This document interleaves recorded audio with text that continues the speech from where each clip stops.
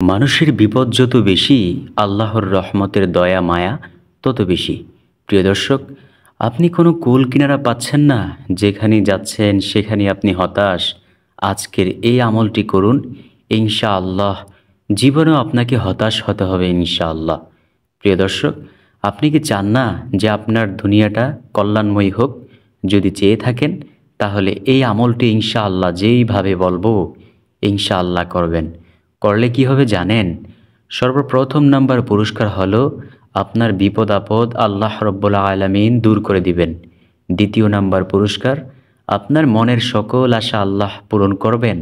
তৃতীয় নাম্বার পুরস্কার, আপনার জীবনের সমস্ত গুনাহগুলো ক্ষমা করে দিবেন আল্লাহ রব্বুল আলামিন। প্রিয় দর্শক, আপনি কি জানেন একজন মানুষকে আল্লাহ কত বেশি ভালোবাসেন? আর ওই মানুষের মধ্যে আখির নবীর উম্মতকে আল্লাহ কত বেশি ভালোবাসেন? দেখুন, আখির নবীর উম্মতকে আল্লাহ কত বেশি ভালোবাসেন এর একটা উদাহরণ দিলেই আপনি বুঝতে পারবেন। হজরত ইব্রাহিম আলাইহিসসালাম ছিলেন আল্লাহর বন্ধু। ইব্রাহিম আলাইহিসসালাম যখনই খানা খাইতেন, তিনি মেহমান ছাড়া কখনই দস্তারখানায় বসতেন না। তো একদিন তিনি মেহমানের খোঁজ করছেন, মেহমান খুঁজে পাচ্ছেন না। এমন সময় একজন মেহমান আসলো, তিনি তাকে নিয়ে খানা খাইতে বসলেন। ইতিমধ্যে তিনি জানতে পারলেন যে ওই মেহমান একজন এই যে মূর্তি পূজক। তখন ইব্রাহিম আলাইহিসসালাম বললেন, তুমি কুফর করো, তোমার সাথে আমি খাইব না, তুমি উঠে চলে যাও, তোমার সাথে আমি খাইতে পারবো না। ওই লোক মন খারাপ করে চলে যাইতেছিল। এমন সময় আল্লাহ রব্বুল আলামিন ডাক দিয়া বলেন, ও আমার বন্ধু ইব্রাহিম, আপনি একদিন তাকে একবেলা খানা খাওয়াইতে পারলেন না, আর আমি আজকে ২৫০ বছর পর্যন্ত আমি আল্লাহ তাকে খানা খাওয়াচ্ছি। সে কিন্তু আপনার বিরুদ্ধে কোনো কিছু করে নাই, বরঞ্চ আমার বিরুদ্ধে সে সারাক্ষণ শুধু যত সব কর্মকাণ্ড করে আসছে, সব গুনাহের কাজ করে আসছে। তারপরেও আমি আল্লাহ তাকে ২৫০ বছর ধরে খাওয়াচ্ছি, আর আপনি তাকে একবেলা খানা খাওয়াইতে পারবেন না? ইব্রাহিম আলাইহিসসালাম একটা দৌড় দিলেন। ইব্রাহিম আলাইহিসসালাম দৌড়িয়ে সেই লোকের কাছে গিয়ে বললেন, ভাই, আমি অনেক ভুল করে ফেলেছি, আসুন আমার দস্তারখানায় আপনি খানা খাইবেন। লোকটি বলল, আপনি তো আমাকে উঠিয়ে দিলেন, আমি আর যাব না। আচ্ছা বলুন তো দেখি, কি এমন কাহিনী ঘটেছে যেই কাহিনীর কারণে আপনি আবার দৌড়ে চলে এসেছেন আমাকে নিতে? ইব্রাহিম আলাইহিসসালাম বলেন, ভাই, এমন এক কাহিনী ঘটেছে, আমার আল্লাহ বলেছেন যে আমি আপনাকে ২৫০ বছর ধরে আল্লাহ আপনাকে খানা খাওয়াচ্ছে, আর আমি আপনাকে একটি বেলা খানা খাওয়াইতে পারি নাই, এই জন্য আল্লাহ অনেক রাগ করেছেন। লোকটি বলল, এটা কি সত্যি আল্লাহ বলেছেন? তখন বলে, হ্যাঁ। লোকটি বলল, আমি বিশ্বাস করি যে আপনি কখনই মিথ্যা কথা বলবেন না। পরে হচ্ছে খাওয়া দাওয়া, আগে আমাকে আপনি আপনার এই ধর্মের কালিমা পড়াইয়া দেন। সুবহানাল্লাহ। তখন তিনি এই আল্লাহর উপর বিশ্বাস করলেন এবং নবী ইব্রাহিম আলাইহিসসালামের উপর ঈমান আনলেন। সুবহানাল্লাহ, আল্লাহু আকবার।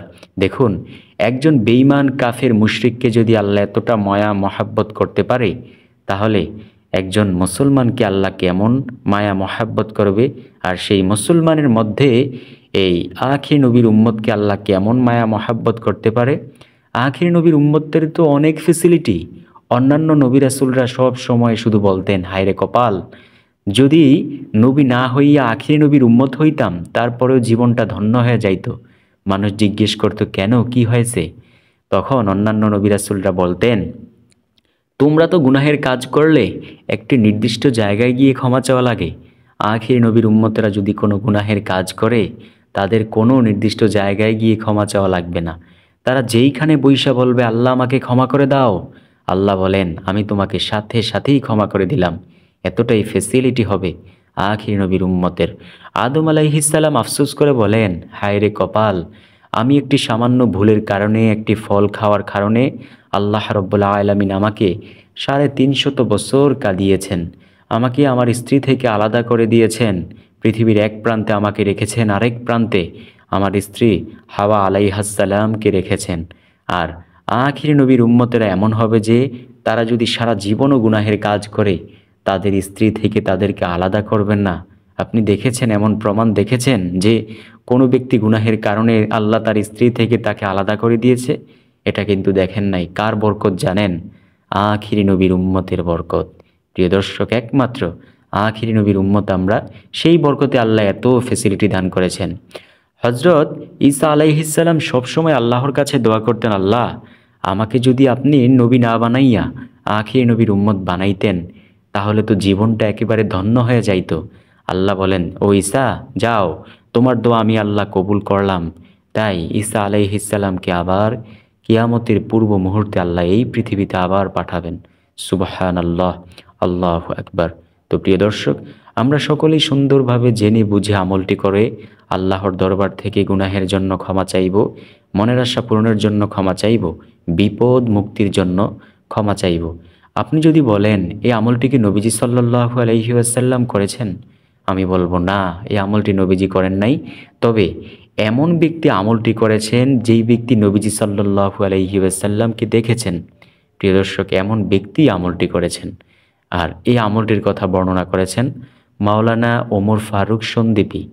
প্রিয় দর্শক, ভালো লাগলে অবশ্যই কিন্তু আমলটি সব সময় করার মতো চেষ্টা করবেন ইনশাআল্লাহ।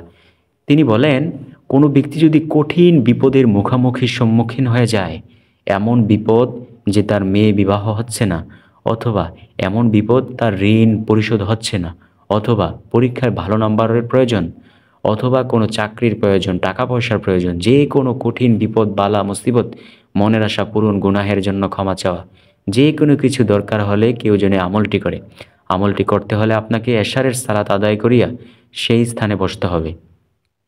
তারপরে নবীজি সাল্লাল্লাহু আলাইহি ওয়াসাল্লামের উপর 100 বার দরুদ শরীফ পাঠ করতে হবে। আমি বলবো, আপনি বলবেন সাল্লাল্লাহু আলাইহি ওয়াসাল্লাম। এই দরুদটি সবচেয়ে সংক্ষিপ্ত দরুদ, এটা আপনি 100 বার পাঠ করিয়া এইবার আপনি 499 বার বলবেন লা হাওলা ওয়ালা কুওয়াতা ইল্লা বিল্লাহ।